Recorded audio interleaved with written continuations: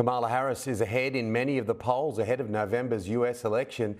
It's been another amazing week. Joining me live is Professor of Political Science at Cyprus College, Peter Matthews.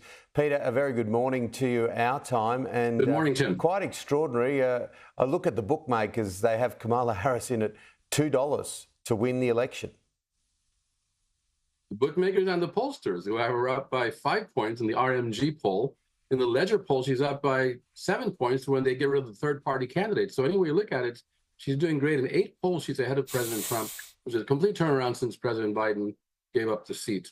It is going to be a very interesting race, Tim, to say the least. Do you think this has got a lot to do with the whole idea that no one wanted to see a Biden-Trump clash? They didn't want to see two older men, and Harris presents something completely different.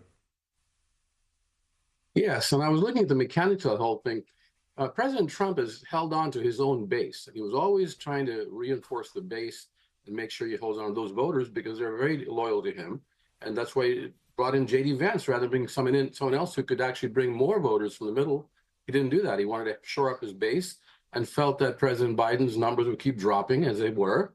Now here comes a new candidate who's shown a amazingly different, a dynamism that many people didn't know that she had, but she has been a very good leader for a long time. But now she's becoming a dynamic, charismatic leader, as well as someone who knows the issues, who's a good debater. And so her numbers have boosted the Democrats up considerably.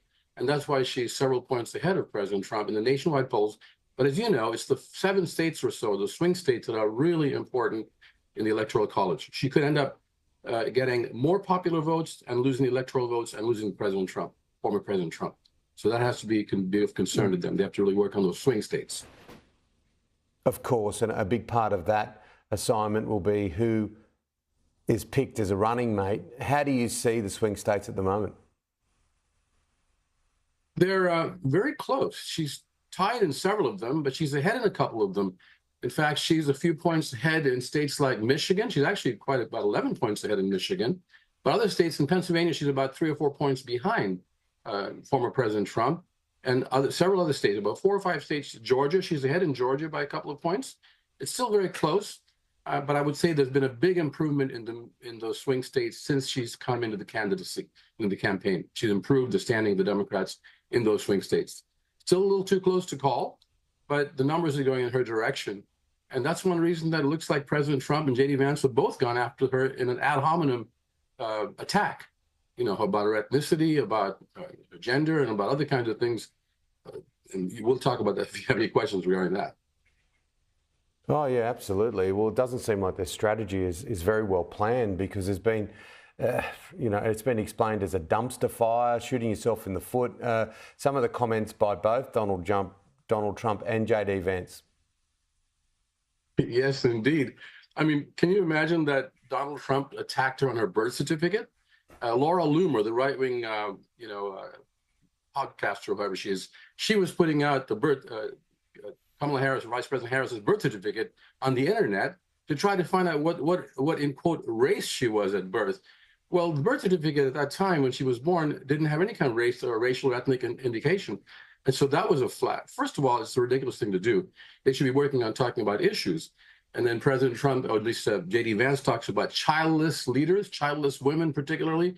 He attacked a few years ago, 2021, Vice President Harris as being, and other leaders like Pete Buttigieg and others in the Democratic Party, as being childless leaders who cannot identify with what America needs. That is a horrendous statement, because whether you have children or not, you're still a committed American who cares about a lot of things about the society and about children, even if they're not your own.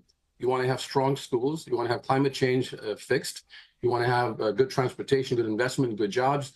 It doesn't matter whether you have children or not. And yet they've made, J.D. Vance especially, made this an issue, and it's been a big millstone around the neck of both of them. Unfortunately, it's brought them down in terms of numbers, or kept their numbers steady but not growing at all. Those kinds of comments, many middle of the road, suburban voters and Republican voters in suburbs, women included especially, are turning against former President Trump and Vice President candidate Vance because of those comments.